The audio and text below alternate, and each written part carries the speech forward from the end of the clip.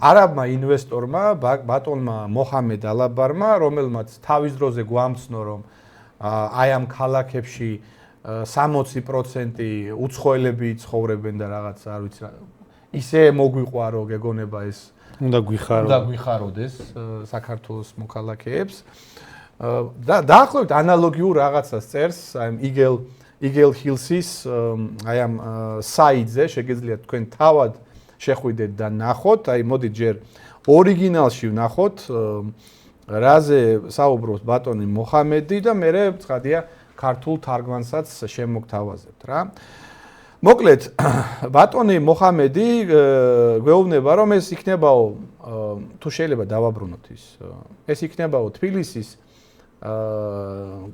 მიდამოებში ძალიან საინტერესო ამბიციური ტერიტორია სადაც იქნებაო cosmopolitan sanctuary ანუ ქართულად ეს ითარგმნება კოსმოპოლიტური თავშესაფარი შეგვიძლია ქართულადაც ვთარგმნოთ, უბრალოდ საქართველოს თვითონ სხვა საიტზე სხვა სიტყვა, რომელიც მაინც და მაინც კარგად მოსცემს. თუმცა, კოსმოპოლიტური მე მგონი გასაგებია. ქართულად ასე თარგმნეს. თბილისი წყლის პირას არის ისტორია, წამოსული მდინარიდან, რომელმაც შვა ეს ქალაქი. ჩვენ წარმოვიდგინეთ ადგილი, სადაც ყოველ ქვას აქვს ნიშნულობა და ყოველი სივრცე თქვენ გეკუთვნით. ჩვენი ამბიცია ეს რა ჭირს ამას. ჩვენი ამბიცია შევქმნათ არა მხოლოდ სახლები, ან ღირსშესანიშნაობები, არამედ კოსმოპოლიტური სივრცე, სადაც თბილისი სული ცოცხლობს და მომავალი ლეგენდები იქნება მოჰამედ ალაბარი წერს ამას. sanctuary არ არის სივრცე, თავშესაფარს ნიშნავს ინგლისურად და აი მოდით ნახოთ, აბა რას გვეუბნება ბატონი მოჰამედი. ანუ თბილისის მიდამოებში აშენდება ქალაქი, რომელიც იქნება კოსმოპოლიტური თავშესაფარი. კოსმოპოლიტიზმი რა არის, მეგობრებო? კოსმოპოლიტიზმი არის მიმდინარეობა, შეხედულება, რომელიც უარყოფს საზღვრებს, უარყოფს იდენტობებს. ანუ ბატონი მოჰამედ ალაბარი აპირებს თბილისის გვერდით ააშენოს ისეთი ქალაქი, სადაც უეროვნებო ყველასთვის განკუთვნილი სივრცე იქნება და ყველა მიიღებს აი ამ ლამაზ ადგილას, მართლაც ლამაზი ადგილია და საკმაოდ ყველა თვალსაზრისით კომფორტული ტერიტორია აქვს ამისის დღე-პარკი, ყველა მიიღებს კოსმოპოლიტურ თავშესაფარს. ეს კიდევ ერთხელ იმის დასტურია, რომ აქ შენდება რაღაც ინტერნაციონალური პროექტი, სადაც ცხადია ქართველების ადგილი ნამდვილად აღარ იქნება, პირველ რიგში ცხადია ფასიდან გამომდინარე და მეორე იმ თვითონ მასშტაბიდან გამომდინარე, რაც რისი აშენებასაც აპირებენ. მოკლედ, ეს უკვე იმდენად დადასტურდა, იმდენჯერ ითქვა და ხელისუფლებაც აღარ უარყოფს ამას უკვე. ბოლო განცხადებები რომ მოვისმინოთ კობახიძის, მან თავადაც ამბო, რომ კიო კაცო, ადასტურებს პირდაპირ. კიო, ჩვენ ვყიდითო უცხოელებზე ბინებს და რა არისო მერე? ხო არისო ჯერჯერობით საქართველოს. ხო, ანუ ხო, არაბებად ჯერ არ გადავიქეცითო, ხო, რამე პრობლემა შეგექცა. სხვადასხვა დონეზეა, აი როგორ არის?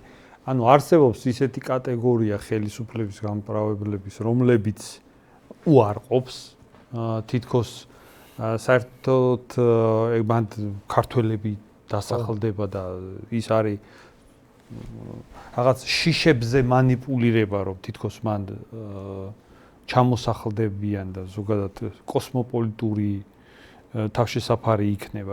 ეგ მაგას როცა ვლაპარაკობდით, მაგას აცხადებდნენ შიშებზე манипуლირებას.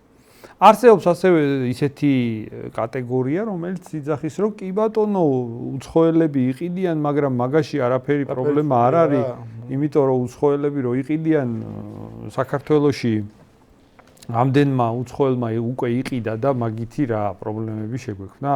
ან ისტორიულად საერთოდ დაპყრობილები ამაზე უარეს დღეში ვიყავით, საერთოდ დაპყრობილი ვყავდით, მონება თუ ყიდიდან და რა მე გადავშენდით, მაგითი არაფერი არ მოხდა, ხო? ეგეთი კატეგორიაც არსებობს. ამიტომ სხვადასხვა არგუმენტები, სხვადასხვა მეთოდები გამოიყენება იმის გასამართლებად, რასაც ხელისუფლება აკეთებს, მაგრამ ეს ფაქტი, რომ აი თვითონ ოფიციალურ საიტზე აი ამ პროექტისთან მიმართებაში პირდაპირ წერია პროექტის იდეოლოგიური შინაარსი, ანუ ნებისმიერ ინვესტიციას, ნებისმიერ პროექტს აქვს თავისი იდეოლოგიური ქვეტექსტი, ხო? და აქ პირდაპირ წერია, რომ გეგმა არის ასეთი, რომ აშენდეს კოსმოპოლიტური თავშესაფარი. ანუ ადამიანები, რომლებისთვისაც ეროვნება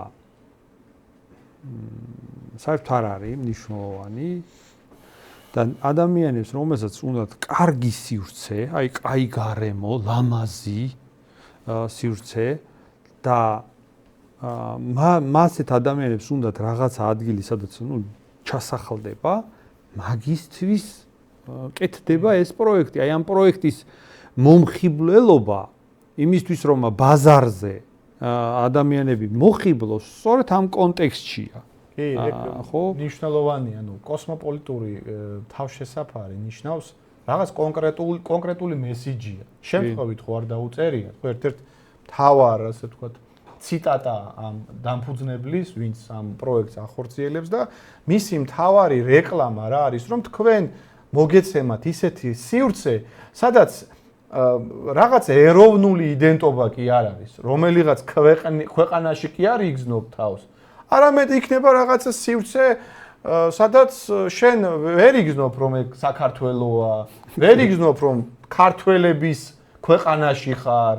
არამედ თავისუფლად იქნები, კაცო, თითქოს და უპატრონო ქვეყანაში ხარ და სწორედ ამას ნიშნავს, მეგობრებო, კოსმოპოლიტური თავშესაფარი. ანუ არაბს და სხვა რომელიღაც ქვეყნის პოტენციურ მყიდველს ეუბნებიან, რომ თქვენ იყიდით ისეთ ადგილას ბინას, სადაც არავინ არ მოგახვევს თავს საკუთარ სახელმწიფოებრივ თუ ეროვნულ იდენტობას, სადაც შენ შეგიძლია იცხოვრო ისე, როგორც შენ გინდა და როგორი რაღაცა, იცი, ეს პოლიტიკა უკვე მიმდინარეობს. ანუ როგორი რაღაცა, იცით, მე ყველაზე მეტად ეგ არ მომწონს, როდესაც ცოტა პერსპექტივაში საუბრობენ ამ საფრთხის შესახებ. კაცო, პერსპექტივაში კი არა, უკვე მიმდინარეობს ეს პროცესი, უკვე მიმდინარეობს. ჩვენი ქვეყნის მოსახლეობის 10% უკვე უცხო ქვეყნის მოქალაქეა.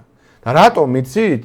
იმიტომ რომ ჩვენმა მთავრობამ ვინაიდან ვერაფერი უკეთესი ვერ მოიფიქრა ამდენი წლის განმავლობაში ეკონომიკური განვითარებისთვის, ყველაზე მარტივ და, ფულის შოვნის თვალსაზრისით ყველაზე იდეალურ სქემას მიაგნო. აშენებენ ამ კორპუსებს, თან ყველაა ჩაბმული ამ ბიზნესში. კი, ძირითადი ბიზნესი ეგ არის. სუსის რაღაც განყოფილების ხელმძღვანელიდან დაწყებული ბანკების მფლობელებით დამთავრებული ყველა აშენებს კორპუსებს, აი რაღაც სიმახინჯე კორპუსებს, თან ერთი რო მეორეს არ გავს და აგერ, რა ვიცი, ყველაზე ნათელი დასტური ამის არის სპორტის სასახლის მიმდებარე ტერიტორია რას გავს უბრალოდ, აი რა ვიცი, ვინც ხშირად ხართ ხოლმე, არ ვიცი, მანდ შეუძლებელია ცხოვრება, ან რას გავს იქაურობა, ან როგორ არის დაპროექტებული ეს ყველაფერი, ან რატო დაუშვა თავრობამ ეს ყველაფერი, ეს ქაოსი. ანუ ეს არის მარტივი სქემა, როდესაც უბრალოდ აშენებენ ამ ბეტონის ჯუნგლებს და ცხადია, მე ყიდიან უცხოელებს. ანუ მთელი ქვეყანა შეჯდა დეველოპერულ ნემსზე. და მე ლოგიკური კითხვა მიჩნდება, კაცო, სადამდე უნდა დაუშვათ ეს? ანუ რამდენ 1000 უცხოელზე უნდა გაიყიდოს საქართველოში ეს ბინები, აი როგორი დემოგრაფიული კონფიგურაცია უნდა დაჯდეს, რომ ქვეყანამ შეწყვიტოს აი ეს უგუნური პოლიტიკა. ეხლა ხო არის უცხო ქვეყნის მოქალაქე 10%. რამდენი უნდა გახდეს პროცენტულად ეს უცხო ქვეყნის მოქალაქე, რომელიც მუდმივად ცხოვრობს აქ ხაზგასასმელი აქ ტურისტებზე არ ვსაუბრობთ. ჩვენ ტურიზმის წინააღმდეგ კი არა ვარ კაცო. საუბარია ხალხზე, რომლებმაც ბინა იყიდეს თბილისში და ახალაშენებულ კორპუსებში ვინ ცხოვრობთ ალბათ საკუთარი თვალებით ხედავთ, როგორი ჭრელი ის ინტერნაციონალური სამეზობლო ყავთ. აი ამის შედეგად არის სწორედ რომ 10% ყოველი მე-10 უკვე სტატისტიკური მაჩვენებლებით ჩვენი ქვეყნის ჩვენ ქვეყანაში მცხოვრები ხალხი არის უცხო ქვეყნის მოქალაქე. აი რამდენი უნდა გაჩნდეს? ანუ გახდეს, არ ვიცი, 30%, 40% ამ ტემპით გახდება. ფაქტი ის არის რომ ეხლა შეიძლება საქართველოს აი მაგალითად პოლიტიკური ექსპერტებისგან და იმისგან ხშირია ეგეთი მოცემულობა, რომ რაღაცა ტერმინზე შეიძლება მე მოგედაონ ისე რომ თვითონაც არ იციან ის ტერმინი რას გულისხმობს, რას ნიშნავს და შეიძლება ძალიან ასეთი თავდაჯერებული სახით მე იექსპერტონ ხოლმე რომ არა ეგ სხვა რაღაცას ნიშნავს. საერთოდ რა არის იცი? როცა საუბარი არის კოსმოპოლიტურ მიდგომაზე, ხო? ეგ თავის თავში უკვე რაღაცებს გულისხმობს და სინამდვილეში თუ გათვითცნობიერებულ ადამიანებთან ვილაპარაკებთ ამ თემაზე და ოპონირება მოხდება ამ თემის გათვითცნობიერებულა და ბევრად ნაკლები რაღაცა უნდა გიწევდეს ასახსნელად, ხო? ანუ კოსმოპოლიტური შეხედულებები თავის თავში უკვე გულისხმობს, რომ არ არის ეროვნული, ხო? ეგ ხო მარტივია, ანუ ეროვნული შეხედულებები რაც არსებობს, მაგასთან წინააღმდეგობაში მოდის. მაგალითად, დასავლეთის მხრიდან ჩვენ რომ რაღაცა ზეწოლა და წნეხი რომ მოდიოდა, ანუ პირდაპირ კოსმოპოლიტური შეხედულებების იდეოლოგია იყო და მაგ პრიზმიდან მოდიოდა სწორედ ზეწოლა.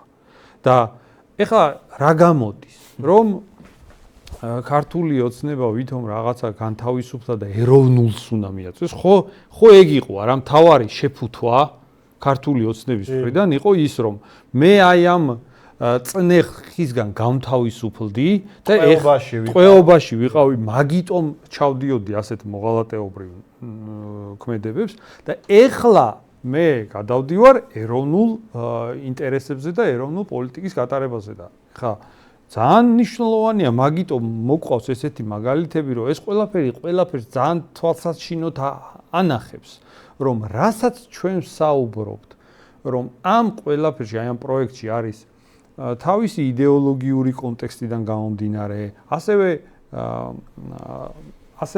ჩვენ არაერთხელ გაგვისვია ხაზი, რომ ჩვენ არა ვართ წინააღმდეგი ინვესტიციები, რომელიც თავის თავში გულისხმობს ეროვნული ინტერესების წინააღმდეგ ნაბიჯებს, ასეთი ინვესტიციების წინააღმდეგი ვართ, მაგრამ თუ ინვესტიცია პირიქით ეროვნულ ინტერესებს აძლიერებს და პირიქით ეკონომიკას აძლიერებს, მაგისით ორივე ხელით მომხრე ვართ და ამას იმიტომ უსვავ ხაზს, რომ ეხლა კიდევ და კიდევ ისმის მთელი რიგი манипуляციები, რომლებიც აი მიმართულია იმისკენ თითქოს წარმოაჩინონ აი ეს ხალხში არსებული ჯანსაღი პროტესტი, აი ეს ადეკვატური დამოკიდებულება, რომ ეს არის ძალიან საფრთხის შემცველი პროექტი, ეს ყველაფერი შეფუთონ როგორც არაჯანსაღი, თითქოს არარსებულ შიშებზე დაფუძნებული რაღაცა манипуляციური სადღაციდან მართული პროცესი, ხო? აი ეხა ხო მოკლედ რო ვთქვა, ასე ცდილობენ რომ შეფუთონ და ამიტომ აი ეს მაგალითი ეხლა ძალიან კარგად გამოხატავს, ყველაფერს ხაზს უსვავს იმას, რასაც აი ეგრეთ წოდებული გამპრავებლები ცდილობენ რომ გააკეთონ. ამ პროექტის სულისკვეთებას ორი სიტყვით გადმოსცემს, რომ აქ ეს არ არის ეროვნული პროექტი, მეგობრებო. ამ პროექტს აქვს თავისი მიზნები, რომელსაც განხორციელებას შეეცდება ინვესტორი და რომელიც გულისხმობს მომხიბვლელობას, რომ აქ ვიღაცამ ეს ფართი იყიდოს, ანუ აქ რომ აშენდება ქალაქები, იმ ქალაქში მყიდველს, რომ სურვილი გაუჩნდეს, ყიდვის მაგას ჭირდება თავისებური გარემო, არავინ არ იყიდის აქ არავინ არ იყიდის უძრავ ქონებას, თუ იგულისხმება, რომ საქართველოს არის ძალიან მყარი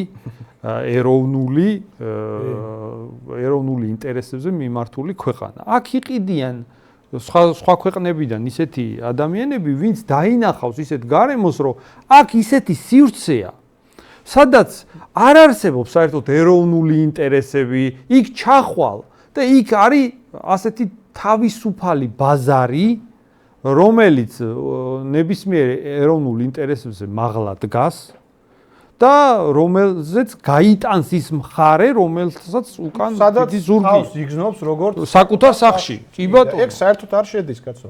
ქართველების ნაციონალური ინტერესში არ შედის, ჩვენ ავაშენოთ ისეთი ქვეყანა, სადაც ვიღაცა უცხოელი, სადაც არაბეთიდან ჩამოსულმა ადამიანმა აქ თავი იგზნოს როგორც სახში.